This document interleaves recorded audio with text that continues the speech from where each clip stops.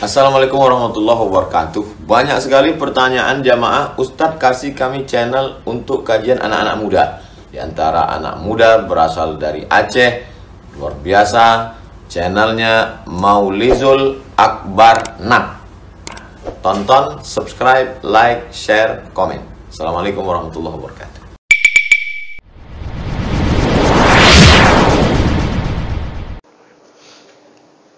Assalamualaikum warahmatullahi wabarakatuh.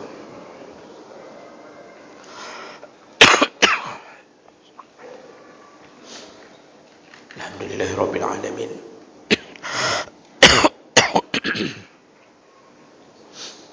Wa bihi nasta'in ala umuri dunya waddin.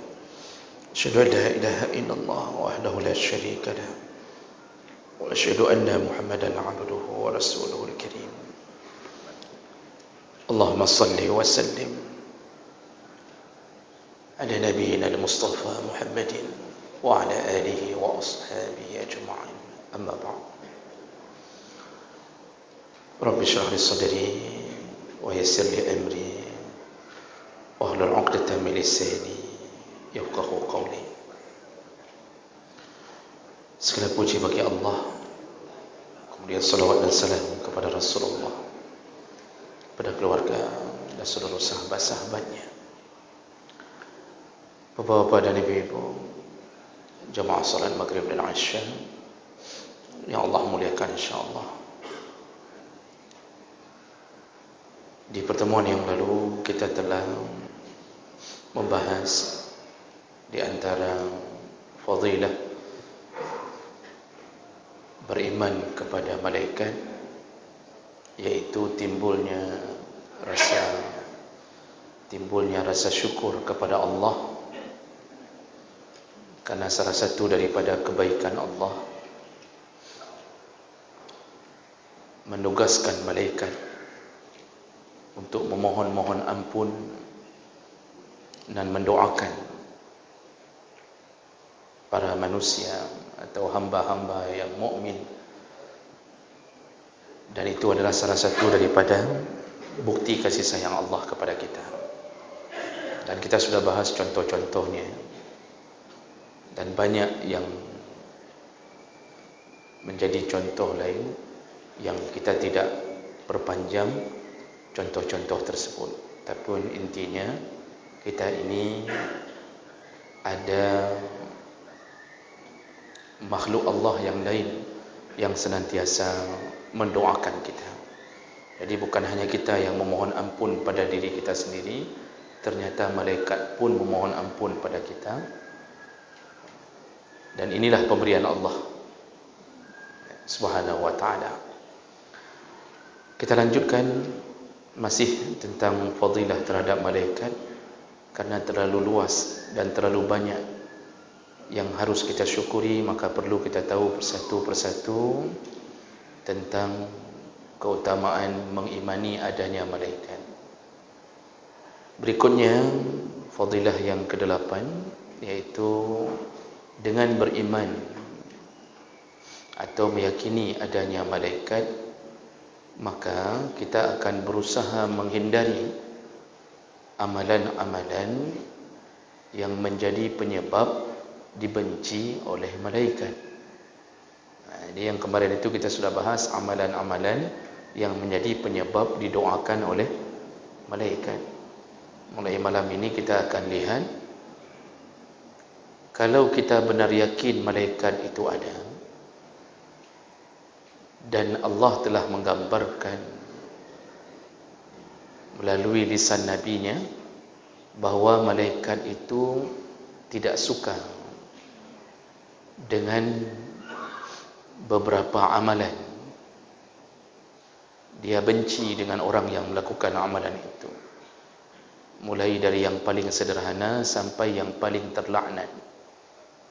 Makanya di antara hadis-hadis Nabi langsung disebutkan dilaknat oleh malaikat, dilaknat oleh malaikat.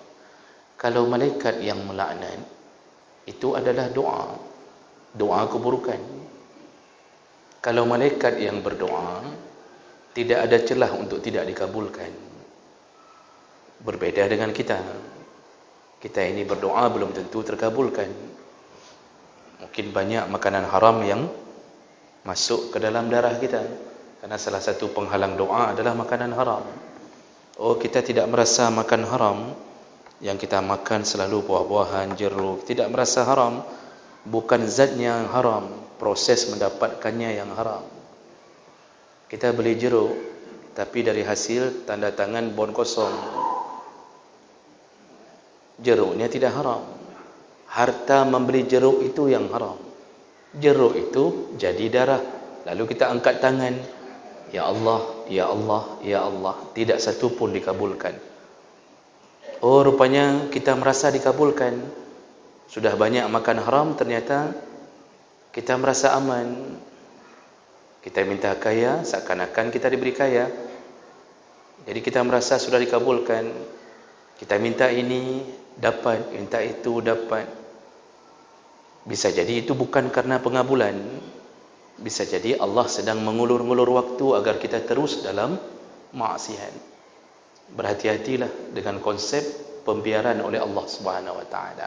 Karena orang yang disayang Allah, salah satunya adalah sering diberi ujian oleh Allah Subhanahu wa taala. Paling kurang sakit, demam, pilek, batuk-batuk, enggak sembuh-sembuh. Nah, itu orang masih disayang Allah. Tapi kalau enggak pernah terjadi sesuatu, kita merasa aman, bisa jadi kita sedang di dalam pusaran istidraj.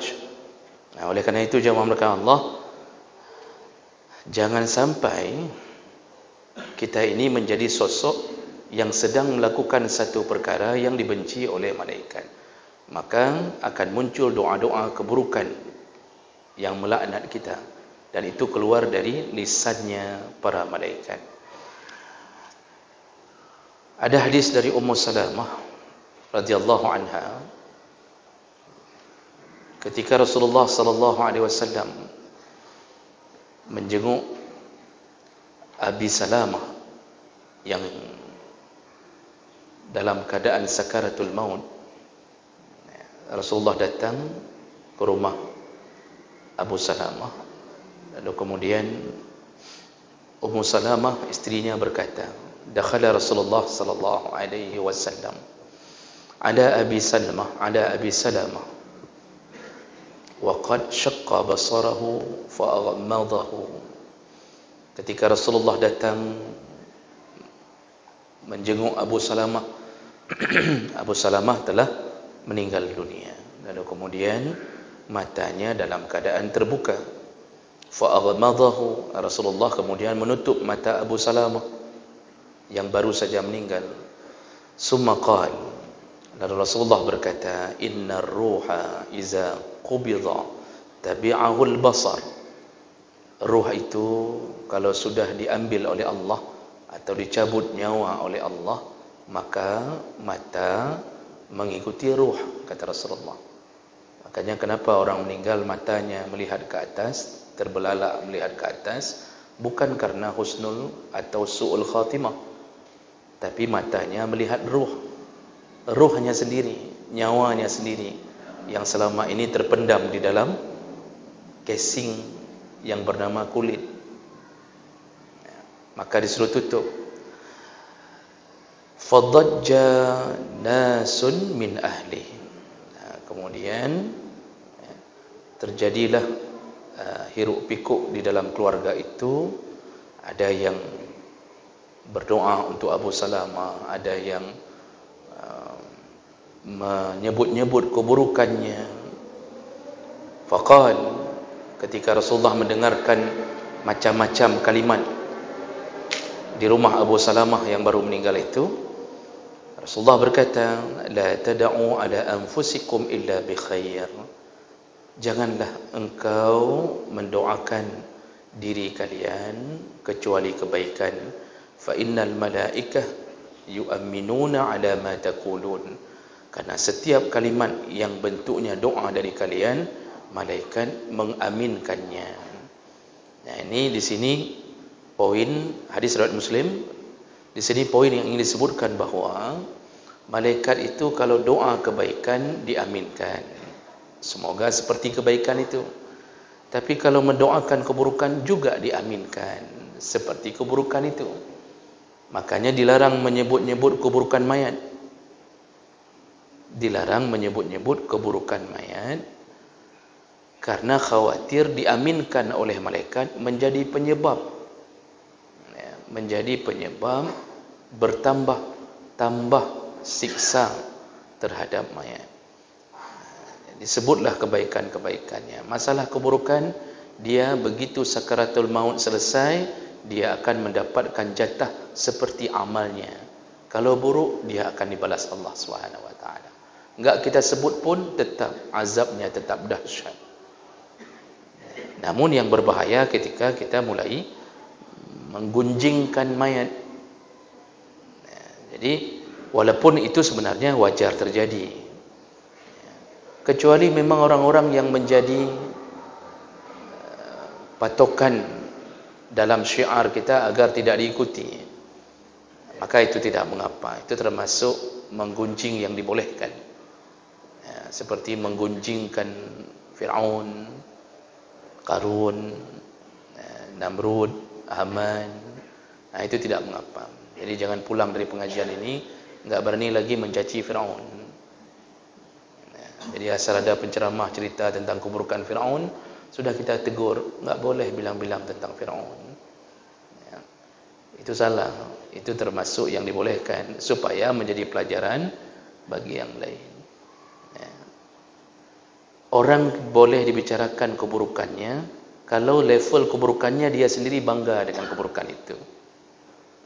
Lalu kita cerita sama orang lain, jangan tiru fulan, akhlaknya buruk sekali, dia begini, dia begini, untuk menjadi peringatan bagi yang lain. Itu dibolehkan. Itu ngupat, tapi ngupat yang dibolehkan. Baik, kalau begitu, jangan sampai kita didoakan keburukan oleh malaikat, dan jangan sampai malaikat membenci kita. Apa saja kira-kira yang patut kita jaga? Di antaranya, yang pertama, malaikat benci kepada orang yang memelihara anjing dan ada lukisan atau patung di rumahnya. Ini perkara yang dibenci oleh malaikat. Otomatis rumah dibenci, yang dimaksud bukan membenci dinding rumah, tapi isi rumah yang dibenci. Jadi jangan mengira bahwa malaikat membenci rumah, membenci plafon rumah, seng rumah, itu enggak ada urusan. Isi rumah yang dibenci. Siapa orang yang dibenci itu? Yang memelihara anjing, lukisan dan patung di rumahnya. Dan ini banyak sekali dalilnya, Bapak dan Ibu yang Allah muliakan, banyak sekali dalilnya. Di antaranya dalam urusan masalah anjing, Rasulullah sallallahu alaihi wasallam dalam hadis riwayat Bukhari Muslim mengatakan dari Abi Talhah radhiyallahu anhu, la tadkhulul malaikatu baitan fihi kalbun wala tamathil. Malaikat tidak akan pernah mau memasuki rumah yang di dalamnya ada anjing dan tamathil, yaitu patung. Dalam hadis yang lain dari Abi Hurairah radhiyallahu anhu, hadis dari riwayat Tirmizi dengan derajat yang hasan, qala Rasulullah sallallahu alaihi wasallam, Rasulullah berkata, atani Jibril, aku pernah didatangi oleh Jibril. Faqal, lalu Jibril berkata, inni kuntu ataituka al-barihah. Muhammad, tadi malam aku mendatangimu. Biasanya Jibril kalau datang kepada Nabi, tentu Nabi diberitahu oleh Jibril dan terjadi pertemuan.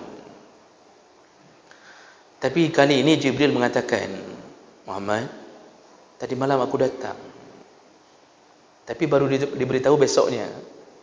Berarti Nabi enggak tahu bahwa tadi malam ada Jibril. Lalu Jibril menyambung, falam yamna'ni an akuna dakhaltu 'alaika al-bait allazi kanat fihi, ada sesuatu yang mencegahku untuk bisa masuk ke rumah untuk menemuimu wahai Muhammad. Jadi Jibril mengatakan, aku tadi malam ada, tapi aku enggak bisa masuk ke rumahmu ya Rasulullah. Ada apa? Lalu Jibril lanjutkan, illa annahu kana fi babil bait timsal ar-rijal, karena di depan rumah ada satu timsal, ya, yaitu ada pintu, di pintu rumah ada gambar laki-laki, kata Rasulullah, kata Jibril, ya. Timsal di sini bermakna patung, tapi para ulama mengatakan bahwa bukan Nabi memelihara patung, tidak, tapi di pintu, ya, ada gambar seperti gambar seorang laki-laki. Wa kana fil baiti qiramu sitrin fihi tamasil, juga di dalam rumahmu wahai Muhammad itu ada tirai, ada tirai penutup pintu, ya, yang ada gambar di tirai, gorden, Pak. Di gorden yang ada tirai, kata Jibril alaihi salam. Wa kana fil baiti kalbun, juga ada anjing yang sedang berada di rumahmu. Nabi Muhammad tidak pelihara anjing, karena nanti masalah anjing ini ada dibantu dengan hadis yang lain. Pernah Rasulullah berjanji dengan Jibril untuk bertemu. Sudah waktunya bertemu, Jibril tidak nampak. Rasulullah marah. Lalu beliau berkata sambil melemparkan tongkat. Rasulullah marah, mengira bahwa Jibril berbohong. Dan kata Rasulullah, tidak mungkin utusan Allah berbohong. Mana mungkin, enggak mungkin Jibril berbohong. Dilemparnya tongkat menunjukkan kemarahan Nabi. Lalu tidak lama setelah Rasulullah berkata itu, keluarlah seekor anak anjing dari balik ranjang, dari bawah ranjang keluar. Rasulullah bertanya, hadis itu dari Aisyah radhiyallahu anha. Rasulullah bertanya ke Aisyah, siapa yang masukkan anak anjing ini? Kata Aisyah, aku tidak tahu ya Rasulullah. Dia menyelinap sendiri. Kan biasa, Pak. Ya, biasa. Kita saja kadang-kadang kucing masuk ke dalam rumah kita tidak tahu. Ya. Anjing itu masuk, berada di bawah ranjang Rasulullah. Begitu Rasulullah tahu, disuruh keluarkan wahai Aisyah. Diusir.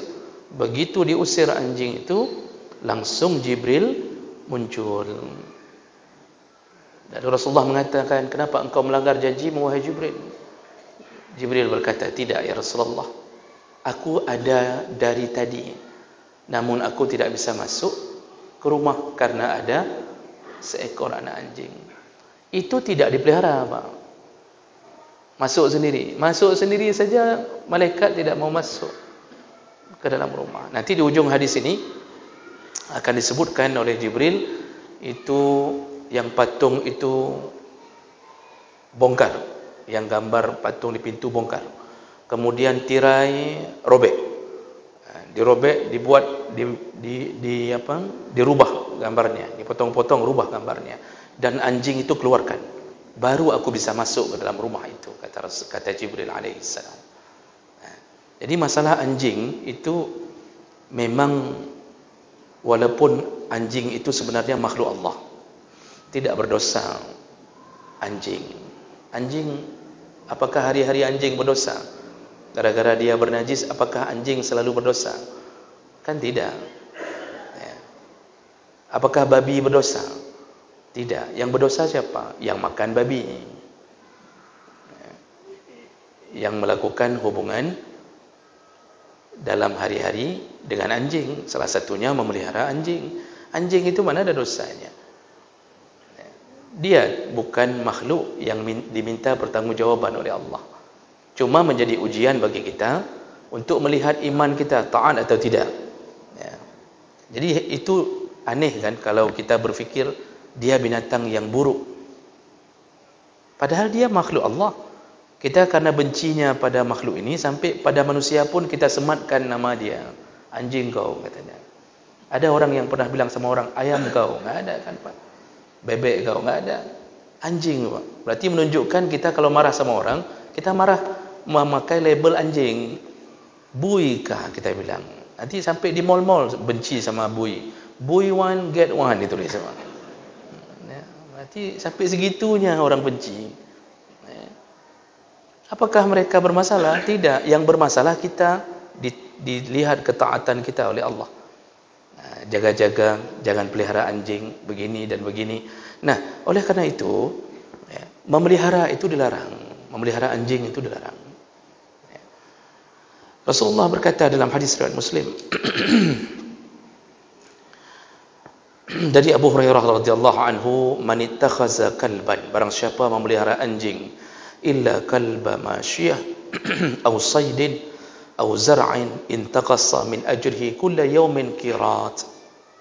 Barang siapa memelihara anjing kecuali anjing untuk menjaga binatang ternak, atau anjing untuk berburu, atau anjing untuk menjaga kebun atau tanaman, selain daripada 3 jenis anjing ini, siapa yang pelihara maka dikurangi pahalanya setiap hari sebanyak 1 qirat. Ini dalam hadis ini. Kalau dalam hadis lain dari Ibnu Umar, hadis riwayat Bukhari Muslim, "Manik tanah kalban," barang siapa yang memelihara anjing, "laisa bikalbi masyiyah aw dharibah," bukan anjing untuk menjaga binatang ternak atau untuk dijadikan sebagai anjing berburu. Ya. Jadi selain daripada model anjing ini dipelihara, "nuqissa kulla yawmin min amalihi qiratain," maka dikurangi setiap hari pahalanya 2 qirat. Ya. Sedangkan 1 qirat itu sebesar 1 gunung Uhud. 2 qirat dengan pelihara anjing, berarti amal kita terus berkurang setiap hari. Ya. Setiap hari berkurang di ATM catatan amal kita, kurang sendiri. Gara-gara hanya memelihara anjing. Malaikat jangan harap masuk.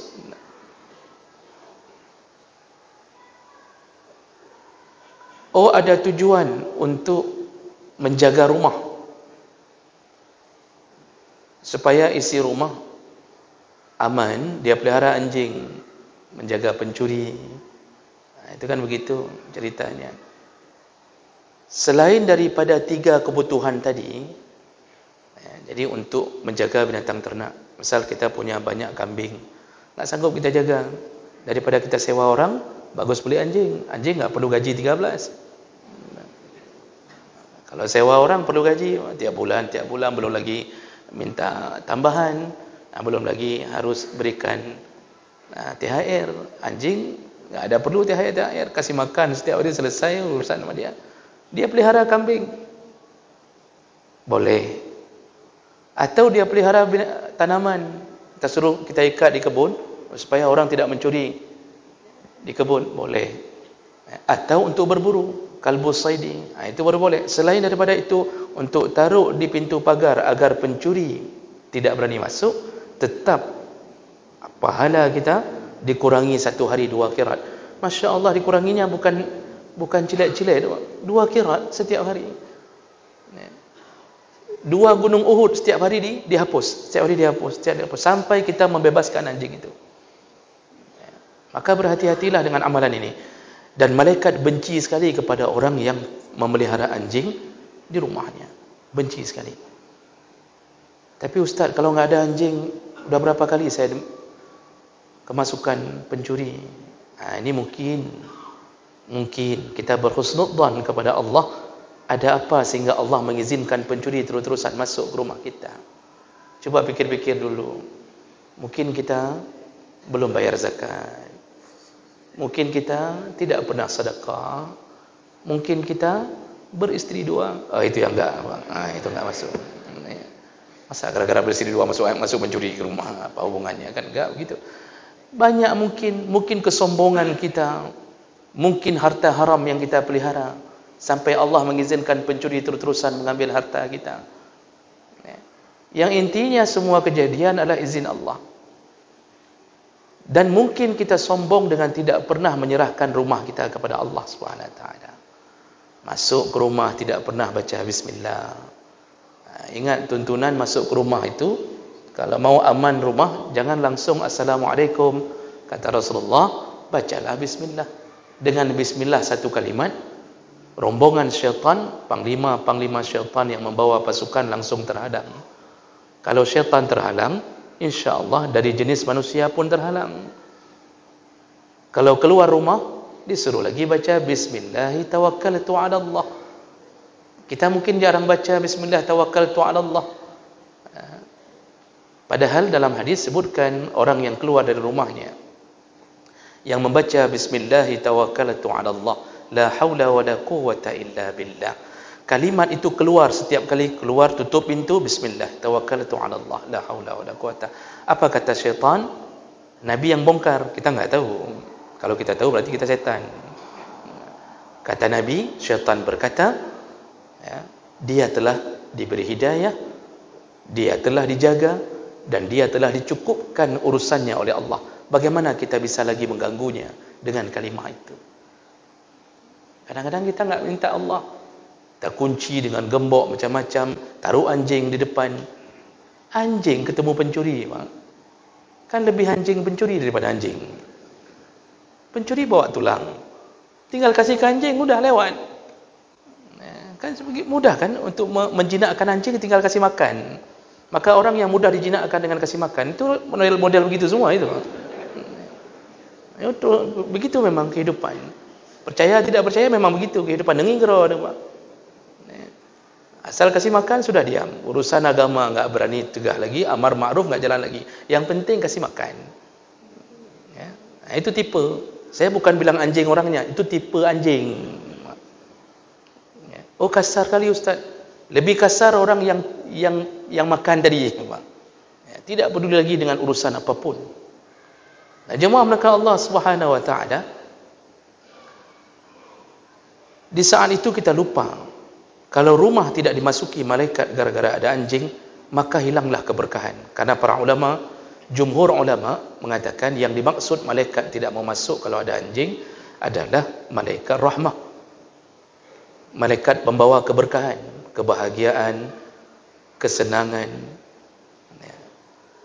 Itu yang tidak mau masuk. Tapi malaikat yang menjaga amal, ya, menjaga amal itu nempel. Itu tidak peduli mau ada anjing mau tidak nempel. Karena begini, ada orang kadang-kadang berpikir simple. Oh begitu ya Ustaz, berarti kalau ada anjing malaikat enggak mau masuk. Lalu dia pelihara anjing, lalu dia bermaksiat dalam rumah. Dia maksiat dalam rumah, Pak. Lalu kita katakan kenapa? Malaikat enggak masuk, tenang aja, ada anjing luar sana. Ya, kan betul, Pak. Ini kan model pikiran memang anjing betul kan pikiran kayak gini kan, Pak. Itu yang enggak mau masuk itu malaikat rahmah. Adakah malaikat penjaga amal itu tetap nempel, Pak, kapanpun dimanapun.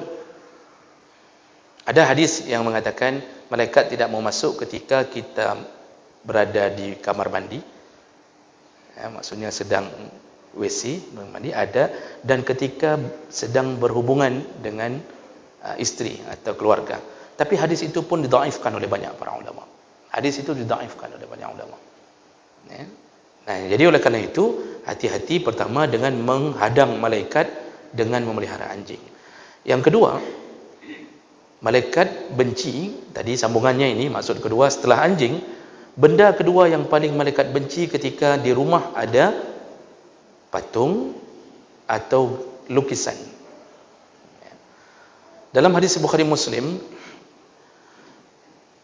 Rasulullah sallallahu alaihi wasallam menyebutkan innal malaikata la tadkhulu baitan fihi surah. Malaikat tidak akan masuk. Rasulullah memakai huruf taukid, innal. Sesungguhnya, benar-benar. Ini kalau sudah Rasulullah mengatakan berarti pakai huruf taukid. Kalau Rasulullah ngomong kan enggak perlu mengatakan betul, hai betul, kan enggak perlu begitu kalau Rasulullah ngomong. Kita ini yang perlu kalimat-kalimat begitu. Kenapa? Susah dipercaya orang. Kita ngomong sama orang betul, hai betul, cong maklum, hai kata dia. Itu karena kita susah dipercaya. Kalau Rasulullah satu omongannya semuanya benar. Wa ma yantiqu 'anil hawa in huwa illa wahyu yuha. Tapi kali ini Rasulullah memakai kalimat huruf taukid. Inna, sesungguhnya benar-benar malaikat tidak akan masuk ke dalam rumah yang ada patung di dalamnya. Dalam hadis yang lain, naha Rasulullah sallallahu alaihi wasallam anis suwar fil baiti wa naha an yasna' dzalik. Rasulullah melarang gambar-gambar di dalam rumah dan melarang untuk melukisnya atau membuatnya. Hadis riwayat Tirmizi. Dalam hadis dari Ali bin Abi Thalib, Rasulullah sallallahu alaihi wasallam menyebutkan, "Alla tad'a timsalan illa tamastahu wa la qabran musharrafan illa sawaitahu." Kata Rasulullah, jangan kau biarkan ada gambar, maksudnya di rumahmu, kecuali engkau segera menghapusnya. Dan jangan biarkan kuburan yang ditinggikan, kecuali engkau meratakannya. Maksudnya jangan jadikan bangunan. Ya. Hadis riwayat Muslim. Dalam hadis yang lain dari Ibnu Abbas, anna Nabi sallallahu alaihi wasallam lamma ra'a suwar fil bait, yakni al-Ka'bah. Rasulullah ketika pertama sekali menguasai Mekah, lalu kemudian melihat ke dalam Ka'bah, dan di dalam Ka'bah ada gambar-gambar berhala. Memang dalamnya memang ada berhala dan ada gambar-gambar berhala. Lam yadkhul, Rasulullah tidak mau masuk ke dalam Ka'bah pertama sekali itu ketika menguasai Mekah. Wa amara biha fa muhayyad, lalu dia menyuruh seorang sahabat untuk menghapus semua gambar-gambar itu. Dan setelah itu barulah Rasulullah sallallahu alaihi wasallam masuk ke dalam Ka'bah.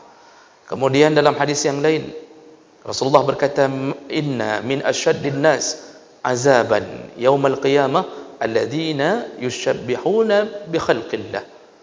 Manusia yang paling berat disiksa oleh Allah di hari kiamat adalah mereka yang membuat atau menyerupakan sesuatu dengan makhluk Allah, membuat patung mirip ini, mirip itu. Nah, kemudian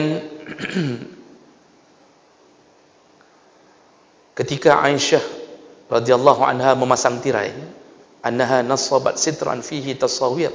Aisyah pernah memasang gorden di pintu rumah, dan di situ ada gambar, ada gambar-gambar makhluk hidup. Fadakhala Rasulullah sallallahu alaihi wasallam. Rasulullah masuk ke dalam rumah. Begitu Rasulullah lihat, fanaza'ahu, lalu dicabut oleh Rasulullah, dipotongnya. Setelah dicabut oleh Rasulullah, Rasulullah berkata, Aisyah berkata, qalat faqata'tuhu bisadatain. Ku potong gambar tirai itu, gambar yang ada di tirai dipotong oleh Aisyah, lalu dibuat menjadi dua bantal. Gambarnya sudah terpotong, tidak lagi berbentuk makhluk hidup. Ali radhiyallahu anhu pernah mengundang Nabi sallallahu alaihi wasallam. Dalam hadis riwayat An-Nasa'i, sana'tu ta'aman, aku pernah melakukan kenduri, artinya membuat makanan, mengundang Nabi. Fada'autu Nabi sallallahu alaihi wasallam, lalu mengundang mertuanya. Mertua diundang oleh Ali untuk makan di rumah. Ini kan berarti Rasulullah diundang ke rumah anaknya Fatimah. Faja'a, ketika Rasulullah datang, fadakhala, dan beliau masuk ke rumah, fara'a sitran fihi tasawir, lalu dilihatnya ada gorden dalam rumah yang ada gambar. Ada gambar. Fakharaja, beliau segera keluar. Waqala, lalu Ali terkejut. Ali mengejar mertua, Pak, keluar dari rumah kita. Bagaimana perasaan kita, Pak? Kita undang mertua, tiba-tiba mertua keluar, enggak mau masuk. Bisa bayangkan perasaan kita, Pak? Kalau belum jadi menantu susah membayangkannya. Nah, jadi kemudian Ali nanya, ada apa ya Rasulullah? Kenapa engkau keluar dari rumahku? Kata Rasulullah, innal malaikah la tadkhulu baitan fihi tasawir. Malaikat tidak mau masuk ke rumah yang ada gambar di dalamnya. Malaikat enggak mau masuk. Rasulullah juga utusan Allah. Maka Rasulullah ingin mencontohkan, aku pun tidak mau masuk ke rumah yang ada gambar. Maka jemaah berkah Allah, ini banyak sekali hadis-hadis tentang menyatakan masalah ini, ya. Kesimpulannya, salah satu amalan yang dibenci oleh malaikat selain daripada memelihara anjing, juga ada gambar atau patung di dalam rumah. Nah, ini perlu diperjelas. Kalau kita baca kitab-kitab fikih tentang masalah ini, itu diperjelas oleh para ulama walaupun ada sedikit-sedikit khilaf di dalamnya. Ada 2 syarat utama. Jadi kita ambil dari banyak perkataan, ada 2 syarat utama yang menyebabkan patung dan gambar itu terlarang. Kalau 2 syarat ini tidak ada, maka tidak mengapa. Yang pertama, berbentuk makhluk hidup. Jadi enggak semua patung, hanya yang berbentuk makhluk hidup. Makhluk hidup yang dimaksud adalah hewan dan manusia. Jin enggak masuk, karena kita enggak tahu kayak mana bentuk jin. Ada yang punya patung jin Pak di rumah? Ada. Medukun pun enggak ada. Jangankan kita yang bukan dukun, dukun aja enggak ada patung jin, karena enggak tahu bagaimana bentuk jin sebenarnya. Jadi ini syarat pertama. Jadi enggak termasuk kalau patung atau lukisan yang berbentuk pohon, batu-batuan, tidak mengapa. Kan kita ada model patung-patung dari plastik bentuk pohon, pohon-pohon bonsai, kita taruh di rumah. Itu tidak mengapa. Kita ada batu-batu, itu tidak mengapa. Tidak berbentuk. Tapi patung yang berbentuk makhluk hidup itu sudah masuk satu syarat. Walaupun kecil-kecil. Bapak mungkin pernah beli yang terbuat dari plastik. Ada dinosaurus, ada harimau, kan? Kita beli untuk anak. Tapi yang mau saya bilang dulu sebelum saya sambung, ini syarat pertama. Itu sudah bentuk makhluk hidup. Walaupun kecil. Nanti saya lihat di beberapa rumah itu ada tahun-tahun 2000-an ke atas, itu ada yang model beli yang dari kristal. Dari kristal, bebek angsa, bebek angsa dengan keluarga besar. Ada om situ, tantenya, ada macam-macam. Ramai itu. Ditaruh di samping TV itu atau di toilet atau di ruang tamu. Berbentuk angsa betul memang. Nanti ada rumah-rumah orang kaya yang membuat kolam. Ada kolam dalam rumah atau di depan rumah. Jadi dari pintu pagar itu sudah masuk dalam rumah itu. Sudah dianggap rumah. Buat kolam depan rumah. Nanti buat ada monyet keluar kencing. Ini yang buat bodoh enggak kira-kira? Dia mandi dengan kencing monyet tiap hari. Anaknya suruh mandi di kolam itu. Ke mana nak? Gimana? Kayak mana gede? Mandi dengan kencing. Ada yang keluar dari mulut, apakah lumba-lumba, macam-macam dibuat. Itu sudah satu syarat, berbentuk makhluk hidup. Jadi enggak termasuk kalau pohon, bunga, yang plastik, batu-batuan atau yang enggak berbentuk apalah, ada gambar Ka'bah, gambar itu tidak mengapa. Syarat kedua yaitu ketika dimuliakan, ketika dihormati. Itu syarat kedua. Ada lukisan makhluk hidup, dia sama nih, patung lukisan syaratnya sama.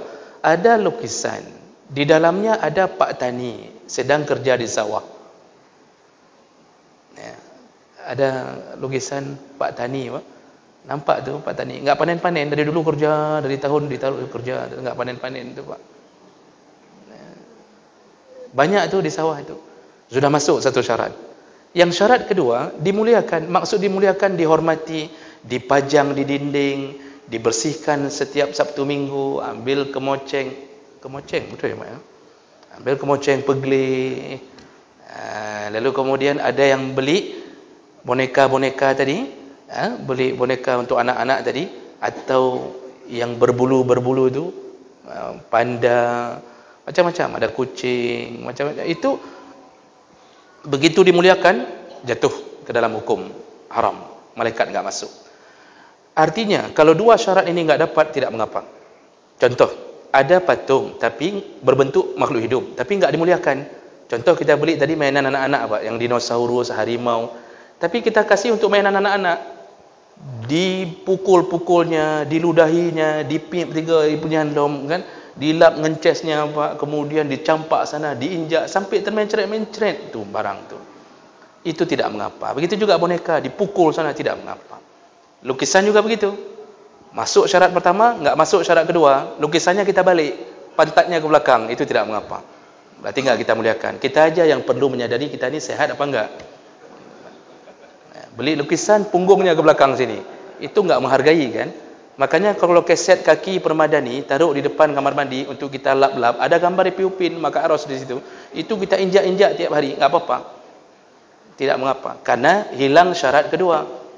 Sekarang cuba pulang ke rumah, ni sebelum azan ni, cuba pulang ke rumah. Jangan pulang sekarang maksudnya. Habis maksudnya, saya mau cukup, saya bilang terakhir ni maksudnya. Pulang ke rumah, razia kembali rumah, Pak. Jangan sampai selama 30 tahun malaikat ternyata enggak pernah masuk ke rumah kita. Malaikat rahmah. Jadi jangan anggap remeh beli lukisan mahal-mahal hanya untuk menghadang malaikat. Makanya kenapa ribut sama isteri itu terusan gara-gara itu. Kenapa kesurupan enggak sembuh-sembuh gara-gara itu. Kenapa anak batat, bandel, tunggang, keloprip gara-gara itu. Malaikat enggak memberi rahman. Baik. Kita sambung insya-Allah di pertemuan yang akan datang. Subhanakallahumma bihamdik, asyhadu an la ilaha illa anta, astaghfiruka wa atubu ilaik. Wassalamualaikum warahmatullahi wabarakatuh.